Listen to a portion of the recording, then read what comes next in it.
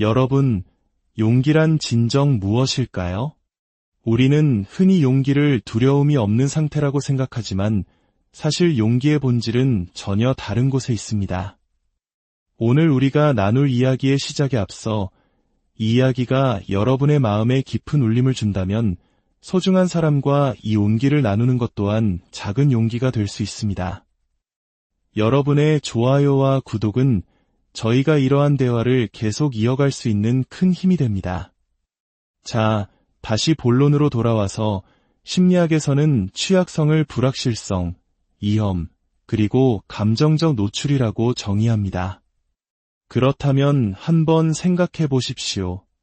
여러분이 인생에서 직접 경험했거나 혹은 목격했던 단 하나의 용기 있는 행동이라도 떠올려 보세요. 그 행동에 불확실성, 위험, 그리고 감정적 노출이 포함되지 않았던 경우가 있었나요? 이것은 사실 답이 정해져 있는 질문입니다. 저는 지난 수년간 수많은 사람들에게 심지어 최정예 특수부대원들 앞에서도 이 질문을 던져왔습니다. 취약성을 필요로 하지 않았던 용기의 사례를 단 하나라도 들어주십시오. 하지만 단 한 명도 그런 사례를 찾지 못했습니다. 전쟁터에서 발휘되는 용기조차도 그 근본에는 언제나 취약성이 자리하고 있었습니다. 만약 당신이 스스로 용감하다고 생각하면서도 그 행동에 어떤 위험이나 불확실성도 따르지 않는다면 그것은 진정한 용기가 아닐 가능성이 높습니다. 결과가 어떻게 될지 뻔히 알고 하는 행동은 용기라고 부를 수 없기 때문입니다. 바로 이 지점에서 많은 사람들이 딜레마에 빠집니다. 용감해지고 싶지만 상처받기 쉬운 상태, 즉 취약해지고 싶지는 않아요. 하지만 이 둘은 분리될 수 없습니다. 동전의 양면과도 같습니다. 불편함을 느끼고 싶어하는 사람은 아무도 없습니다. 하지만 모두가 용감해지기를 원합니다. 안타깝게도 세상은 그렇게 작동하지 않습니다. 사람들에게 취약함이 무엇인지 물으면 다양한 대답이 돌아옵니다.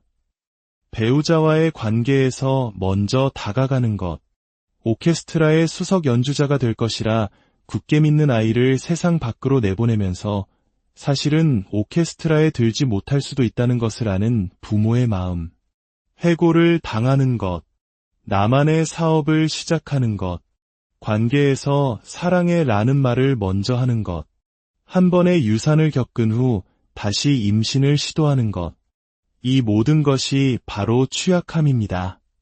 결과를 알 수 없지만 그것이 옳고 용감한 일이기에 기꺼이 행하는 것.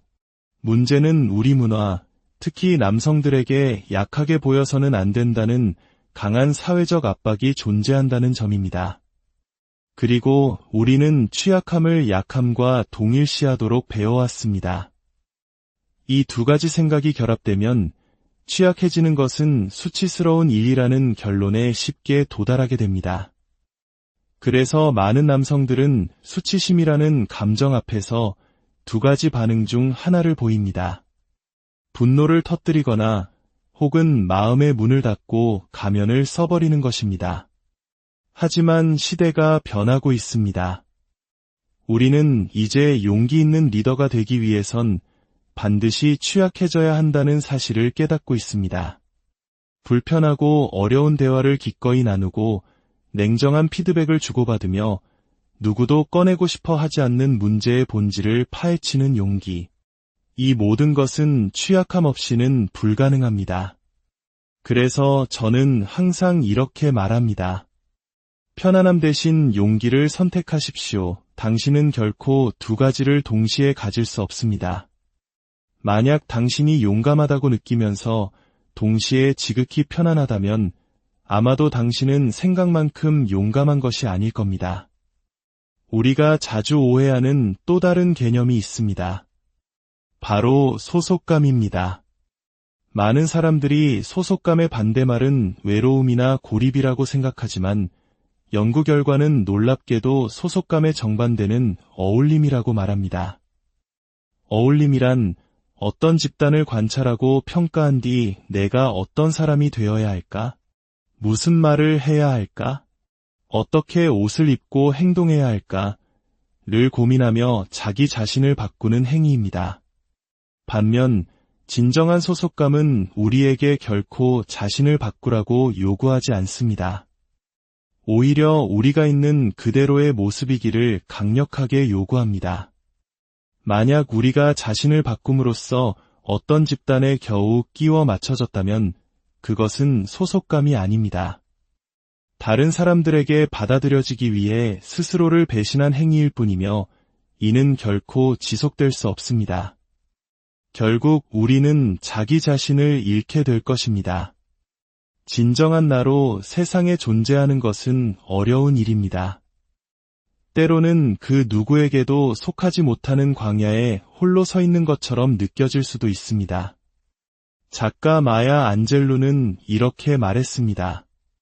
우리는 그 어디에도 속하지 않을 때까지 진정으로 자유로워질 수 없다. 그 어디에도 속하지 않는다는 것은 곧 어디에나 속할 수 있다는 의미이다. 이 말의 진정한 의미는 이것입니다. 내가 어디에 있든 누구와 함께 있든 나 자신을 배신하지만 않는다면 나는 그곳에 속해 있다는 것입니다. 하지만 다른 사람들의 마음에 들기 위해 그들에게 맞추기 위해 나 자신을 바꾸는 순간 나는 그 어디에도 속하지 못하게 됩니다. 이것은 매일 매셔 의식적으로 실천해야 하는 고된 수련과도 같습니다. 이제 비난에 대해 이야기해 볼까요? 어떤 문제가 생겼을 때 가장 먼저 이거 누구 잘못이야? 라고 묻는 분들이 계신가요? 사실 우리 대부분이 그렇습니다. 심지어 아무의 잘못도 아닌 것보다는 차라리 내 잘못인 편이 낫다고 생각하기도 합니다. 왜일까요? 그것이 우리에게 최소한의 통제력을 갖고 있다는 착각을 주기 때문입니다. 하지만 비난은 그저 불편함과 고통을 외부로 방출하는 행위에 불과합니다. 그리고 비난은 책임감과 정반대의 관계에 있습니다. 비난을 자주 하는 사람일수록 타인에게 진정으로 책임을 물을 수 있는 끈기와 집요함이 부족한 경우가 많습니다. 우리는 누군가의 잘못을 찾는데 모든 에너지를 쏟아붓느라 정작 문제를 해결하고 관계를 회복하는데 필요한 취약한 대화를 시작할 용기를 내지 못합니다. 진정한 책임감을 묻는 과정, 예를 들어 상대방에게 당신의 그 말 때문에 내 마음이 정말 아팠다고 솔직하게 이야기하는 것은 지극히 취약한 과정이기 때문입니다. 다음으로 희망에 대해 이야기하고 싶습니다. 우리는 흔히 희망을 긍정적인 감정이라고 생각하지만 저명한 연구에 따르면 희망은 감정이 아니라 인지적인 사고 과정입니다. 즉, 희망은 우리가 어떻게 느끼느냐가 아니라 어떻게 생각하느냐의 문제입니다. 그리고 가장 중요한 소식은 희망은 100% 학습이 가능하다는 것입니다. 희망이 높은 사람들은 세 가지 특징을 공통적으로 가지고 있습니다. 첫째, 현실적인 목표를 설정하는 능력. 둘째, 그 목표에 도달할 수 있는 다양한 경로를 찾아내는 능력. 그리고 셋째, 나는 해낼 수 있다고 믿는 주도성입니다. 여기서 우리가 주목해야 할 점은 희망은 고난의 함수라는 사실입니다. 즉, 희망은 안락함 속에서 피어나는 것이 아니라 어려움과 실패 속에서 단련됩니다. 하지만 오늘날 우리 사회는 아이들이 실패를 경험할 기회를 박탈하고 있습니다. 힘든 노력을 통해 실패를 극복하고 성공을 맛보는 경험을 시켜주지 않습니다. 그 결과 아이들은 작은 어려움 앞에서도 쉽게 좌절하고 자신의 실패를 자신의 존재 자체와 동일시하게 됩니다. 희망이 높은 사람들은 자신의 성취나 실패를 자기 자신이라는 존재와 분리할 줄 압니다. 나는 실패했다가 아니라 이번 일은 실패했다 라고 생각하는 것입니다. 실패는 내가 누구인지를 규정하지 않습니다. 이 모든 이야기의 중심에는 수치심이라는 감정이 있습니다. 수치심은 인간이 느끼는 가장 원초적인 감정 중 하나이며 우리 모두가 가지고 있습니다. 수치심을 느끼지 못하는 유일한 사람들은 타인과 공감하고 연결될 능력이 없는 사람들입니다. 수치심은 우리 내면에서 두 가지 목소리로 속삭입니다. 너는 늘 부족해. 그리고 내가 감히 뭐라고. 이 목소리들은 완벽주의의 온상이 되기도 합니다. 우리는 완벽해지려고 애쓰는 만큼 수치심과 씨름하게 됩니다. 수치심의 본질은 단절에 대한 두려움입니다. 나에게 뭔가 문제가 있어서 내가 한 어떤 일 혹은 하지 않은 어떤 일 때문에 나는 사람들과 연결될 자격이 없어라고 믿게 만드는 감정입니다. 그렇다면 이 수치심을 이겨내고 깊은 사랑과 소속감을 느끼며 살아가는 사람들과 그렇지 못한 사람들의 결정적인 차이는 무엇일까요?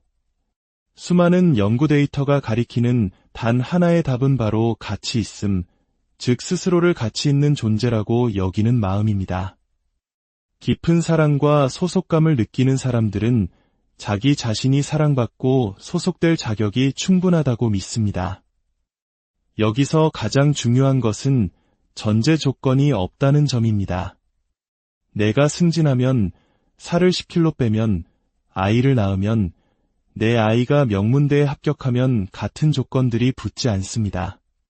바로 지금 이 모습 그대로 사랑받고 소속될 자격이 있다고 믿는 것입니다. 마지막으로 수치심과 죄책감의 차이를 명확히 해야 합니다. 이 둘의 차이는 나는 나쁜 사람이다. 와 나는 나쁜 행동을 했다의 차이입니다. 죄책감은 우리의 행동에 초점을 맞추기 때문에 변화와 성장의 동력이 될 수 있습니다. 미안해, 내가 실수했어 라고 말하게 합니다. 하지만 수치심은 우리의 존재 자체를 공격합니다. 미안해, 내가 실수투성이야 라고 말하게 만들죠. 연구에 따르면 수치심은 중독, 폭력, 우울증, 섭식장애 등 수많은 파괴적인 문제와 깊은 연관이 있습니다. 오늘 우리가 나눈 이야기는 결국 하나의 메시지로 기결됩니다.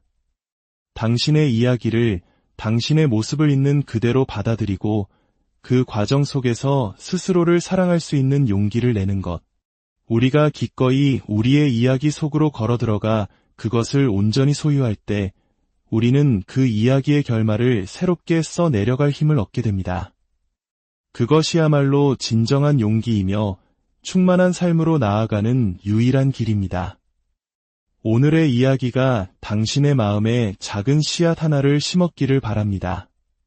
만약 이 이야기에 공감하셨다면 이 온기를 주변에도 널리 퍼뜨려 주십시오. 여러분의 지지가 저희 채널을 성장시키고 더 많은 빛을 퍼뜨리는 데 큰 힘이 됩니다. 부디 당신의 모습 그대로 살아갈 용기를 늘 발견하시기를, 당신의 삶에 평화가 가득한